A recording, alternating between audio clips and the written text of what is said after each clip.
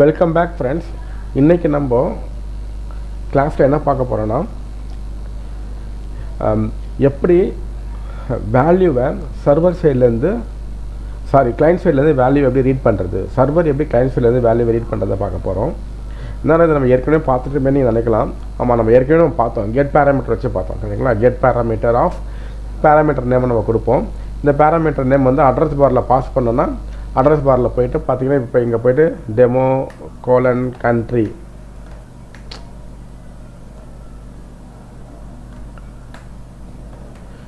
Equal to இந்தியானா இந்த இந்தியான்ற வேல்யூ வந்து இங்கே வரும். அதை வந்து நம்ம வந்து சர்வரில் நம்ம ரீட் பண்ணிக்கலாம், சர்வர் சைட் ப்ரோக்ராமில் நம்ம ரீட் பண்ணிக்கலாம். இப்படி தான் நம்ம பார்த்தோம் ஓகேவா. இப்போ இது இல்லாமல் ஒரு 3 வழி இருக்குது ஓகேங்களா. அதெல்லாம் எப்படி பண்ணுறதுன்ட்டு பார்ப்போம் இப்போ. ஓகே, அதுக்கு முன்னாடி நம்ம இப்போ கெட் பேராமீட்டர் தான் யூஸ் பண்ண போகிறோம். பட் இதில் ஒரு வித்தியாசம் என்னென்னா, இவ்வளோ நாள் நான் காமிச்ச எக்ஸாம்பிளில் அட்ரஸ் பாரில் நம்ம பாஸ் பண்ணுவோம். அட்ரஸ் பாரில் ஒரு கொரி பேராமீட்டர் நேமை பாஸ் பண்ணுவோம். அந்த நேமை வந்து கெட் பேராமீட்டரில் ரீட் பண்ணுவோம் ஓகேவா. இப்போ காமிக்க போகிற எக்ஸாம்பிளில் நான் ஒரு HTML பேஜ் க்ரியேட் பண்ண போகிறேன். ஓகே, அதுதான் ப்ராப்பரான வே ஓகேங்களா. ஜென்ரலாக வந்து HTML யூசர் டைப் பண்ணுவாங்க, அந்த வேல்யூவை சர்வர் ரீட் பண்ணும் ஓகேங்களா. அப்படி தான் எல்லாமே நடக்கும். ஓகே, இப்போ அந்த மாதிரி எப்படி பண்ணுறது, ஒரு HTML பேஜ் க்ரியேட் பண்ண போகிறேன். அந்த HTML பேஜில் ஒரு டெக்ஸ்ட் பாக்ஸ் இருக்கும். அந்த டெக்ஸ்ட் பாக்ஸில் இருக்க வேல்யூவை இந்த கெட் பேராமீட்டர் மூலமாக நான் ரீட் பண்ணணும் ஓகேங்களா. இதுதான் என்னுடைய அப்ஜெக்டிவ் யூஸிங் கெட் பேராமீட்டர். இது முடித்த உடனே நம்ம என்ன பார்க்க போகிறோன்னா, ஆல்ரெடி நான் ப்ரோக்ராம் எழுதி வச்சுட்டேன். பார்த்தீங்கன்னா 3 சர்வ்லெட் கிளாஸ் எழுதியிருக்கேன். இது வந்து ரிக்வெஸ்ட் பேரம் map, param names, param value, different way of retrieving the data from the client. Okay, இப்போ சர்வ்லெட் ரிக்வெஸ்ட் பேரம் பார்ப்போம். சர்வ்லெட் ரிக்வெஸ்ட் பேரம் நான் எக்ஸ்பிளைன் பண்ணணும்னு அவசியம் இல்லை. இந்த கிளாஸை வந்து ஆல்ரெடி இந்த ப்ராஜெக்டில் காப்பி பண்ணி போட்டேன் நான். இதை உங்களுக்கு ரொம்ப எக்ஸ்பிளைன் பண்ண அவசியம் இல்லை, நிறைய வாட்டி உங்களுக்கு எக்ஸ்பிளைன் பண்ணிட்டேன். இது எப்படி ஒர்க் ஆகுது உங்களுக்கே தெரியும். இப்போ என்ன வித்தியாசம்னா, இந்த வேல்யூவை வந்து நான் HTML பேஜ் வழியாக எடுக்கணும். ஒரு HTML பேஜை நான் க்ரியேட் பண்ணுவேன். அந்த HTML பேஜில் இருக்க ஒரு டெக்ஸ்ட் பாக்ஸில் நான் கண்ட்ரி நேம் டைப் பண்ணுவேன். அந்த கண்ட்ரி நேம் வேல்யூவை இதை எடுக்கணும். அதுதான் இப்போதைக்கு நம்மளுடைய இன்டென்ஷன். ஓகே, இப்போ நம்ம ப்ரோக்ராம் ஆல்ரெடி ரெடியாக இருக்குது. இப்போ நம்ம we have to write a HTML program ஓகேவா. நான் இங்கே போகிறேன், இந்த இடத்துக்கு create a new window, web apps, demo, வெப்.infல பார்த்தீங்கன்னா கிளாஸஸ்க்குள்ளே ஆல்ரெடி இந்த கிளாஸை நான் போட்டு வச்சுருக்கேன். சர்வ்லெட் REQ param.class இந்த கிளாஸ் தான் சர்வ்லெட் REQ param.class. இந்த கிளாஸில் வந்து request get parameter of country எடுக்கிறேன் ஓகேவா. அந்த கண்ட்ரி வேல்யூவை இங்கே அசைன் பண்ணுறேன், அதை பிரிண்ட் பண்ணுறேன், அவ்வளோதான். ஓகே,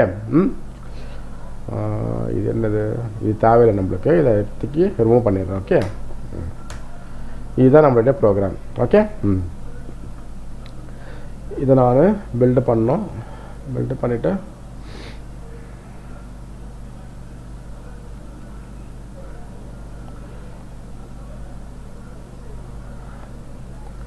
இதை காப்பி பண்ணி இந்த கிளாஸஸ் ஃபோல்டரில் ரீப்ளேஸ் பண்ணுறேன். என்னாச்சு, சரியாக காப்பி பண்ணல, காப்பி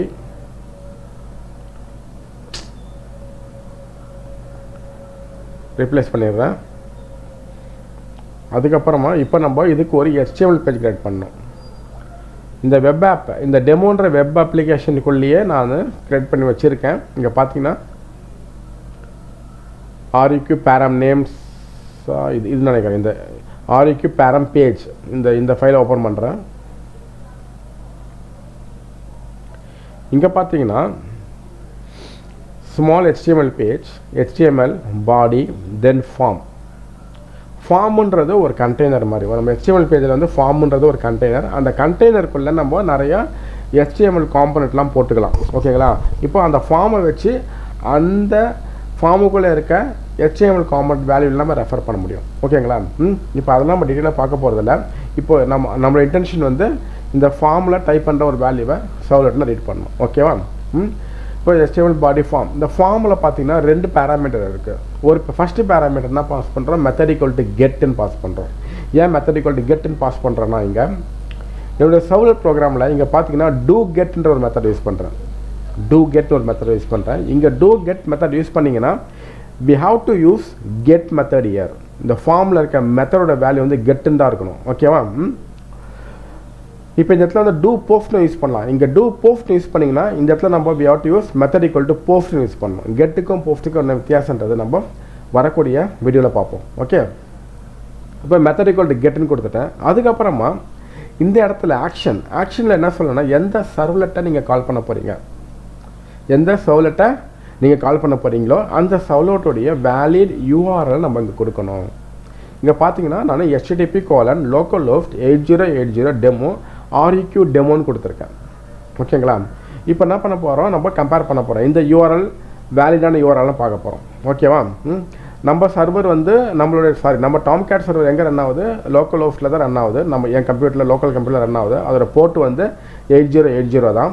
அதுக்கப்புறமா அதுக்குள்ளே என்ன அப்ளிகேஷன் இருக்குது, டெமோன்னு இருக்குது, வெப் ஆப்ஸ் டெமோன்னு இருக்குது. டெமோக்குள்ளே நம்ம ஒரு சர்வ்லெட்டை ரெஜிஸ்டர் பண்ணணும். ரெஜிஸ்டர் பண்ண என்ன பண்ணணும், web.xml போயிட்டு நம்ம அதை ஆட் பண்ணணும், அந்த சர்வ்லெட் நேமை. ஓகேவா?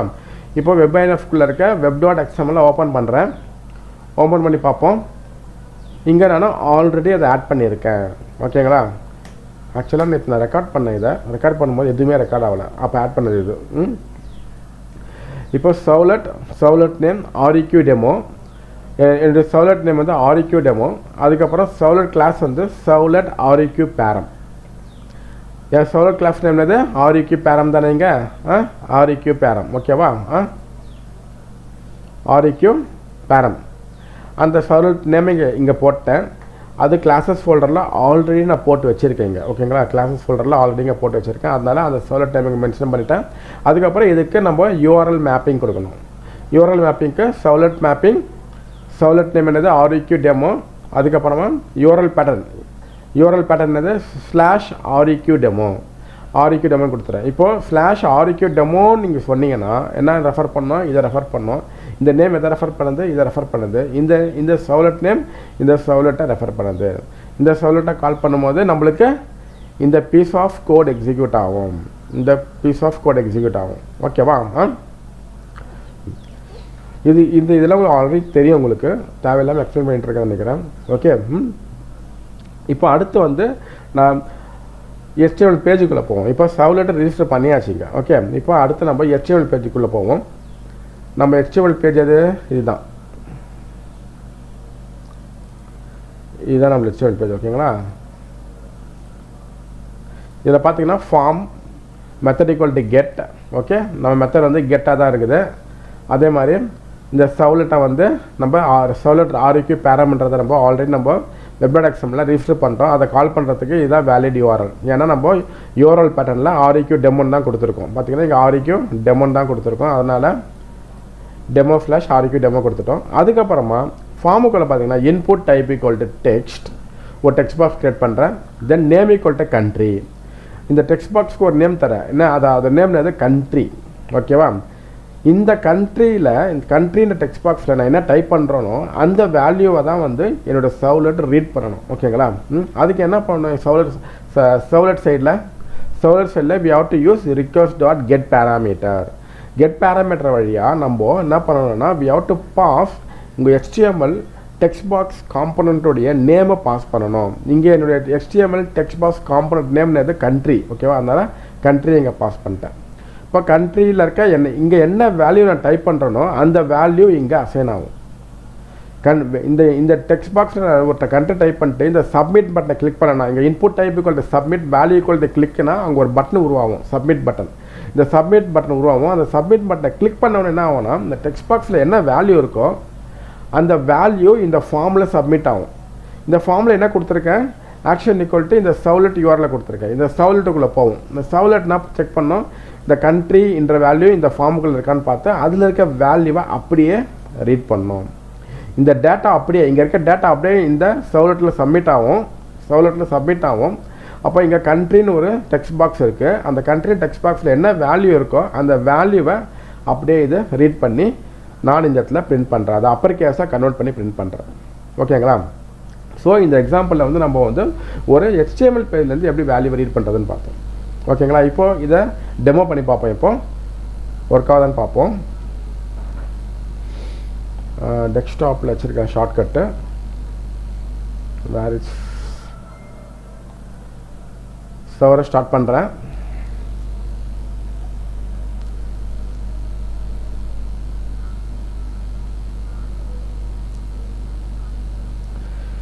சர்வர் ஸ்டார்ட் பண்ணியாச்சு. சர்வர் வந்து 8080 ரன் ஆகுது. இப்போ வந்து I want to call Servlet. ஜென்ரலாக வந்து இவ்வளோ நாள் காமிச்சதில்ல, அப்படியே அந்த Servlet URL அப்படியேங்க போட்டோம். ஞாபகம் இருக்கா உங்களுக்கு? ஃபார் எக்ஸாம்பிள் இப்போ பார்த்தீங்கன்னா வெப்.xml இந்த Servletஐ கால் பண்ணோன்னா இந்த URL அப்படியே நம்ம கால் பண்ணோம். அதே மாதிரி இந்த Servletஐ கால் பண்ணோன்னா இந்த URL அப்படியே நம்ம கால் பண்ணோம். இந்த வாட்டி அப்படி கிடையாது. இந்த வாட்டி நம்ம HTML பேஜை கால் பண்ணணும். ஓகேங்களா? அப்போ நம்ம HTML பேஜ் வந்து REQ பேரம் பேஜில் இப்போ அங்கே போயிட்டு நம்ம இந்த HTML பேஜை அப்படியே கால் பண்ணிக்கோங்க. நேமை அட்ரஸ் பாரில் போயிட்டு என்ன பண்ணணும், localhost demo / அந்த HTML பேஜ் நேம் .html. ஓகேங்களா? கொடுத்துட்டிங்கன்னா இப்போ அந்த HTML நான் என்ன நம்ம எழுதியிருக்கோம், ஒரு இன்புட் பாக்ஸ் ஒரு சப்மிட். அதே மாதிரி இங்கே ஒரு இன்புட் பாக்ஸு சப்மிட் வந்துருச்சுங்களா? இப்போ இதில் போய்ட்டு நான் இந்தியா டைப் பண்ணுறேன். இந்தியா டைப் பண்ணி இது கிளிக் பண்ண உடனே இந்த Servletல போய் சப்மிட் ஆகும். அந்த Servlet வந்து இந்த கண்ட்ரியில் இருக்க இந்தியான்ற வேல்யூவை ரீட் பண்ணி அப்பர் கேஸாக கன்வெர்ட் பண்ணி பிரிண்ட் பண்ணோம். பாருங்கள், country India, this is request parameter டெமோன்னு பிரிண்ட் ஆகிருக்கு. ஏன் பிரிண்ட் ஆகிருக்காது அதை பார்ப்போம் நம்ம. இங்கே பார்த்தீங்கன்னா இங்கே pw.println this is request parameter டெமோன்னு பிரிண்ட் ஆகுது. அதனால் இது பிரிண்ட் ஆகிடுச்சு. இங்கே அதுக்கப்புறமா இங்கே ரீட் பண்ண வேல்யூவை இங்கே பிரிண்ட் பண்ணுறேன். country.to அப்பர் கேஸ்ன்னு சொல்லி பிரிண்ட் பண்ணுறேன். அதனால் அந்த இந்தியா வந்து அப்பர் கேஸாக கன்வெர்ட் ஆகி பிரிண்ட் ஆகுது. இப்போ உங்களுக்கு புரிஞ்சிருக்குன்னு நினைக்கிறேன் எப்படி வந்து ஒரு இன்புட் பாக்ஸ்லேருந்து வேல்யூவை ரீட் பண்ணுறது. ஓகேங்களா? இப்போ அடுத்த எக்ஸாம்பிளில் வந்து நான் பார்க்க போகிறது வந்து request parameter map, request parameter names, request parameter values. இந்த 3 மெத்தடை எப்படி நம்ம பயன்படுத்துன்றது நம்ம பார்ப்போம். அதை அடுத்த வீடியோவில் பார்ப்போம். Okay, until then by from Suresh. Tamil சொந்தங்களுக்கு வணக்கம். இந்த சேனலில் ஜாவா ப்ரோக்ராமிங்கை தமிழில் நான் போட்டுக்கின்னு இருக்கேன். யாரெல்லாம் தமிழில் ஜாவாவை நல்லா புரிஞ்சுக்கணும்னு நினைக்கிறீங்களோ இந்த சேனலை ஃபாலோ பண்ணுங்கள், சப்ஸ்கிரைப் பண்ணுங்கள், உங்களுடைய உறவுகளுக்கு தெரியப்படுத்துங்க. மிக்க நன்றி.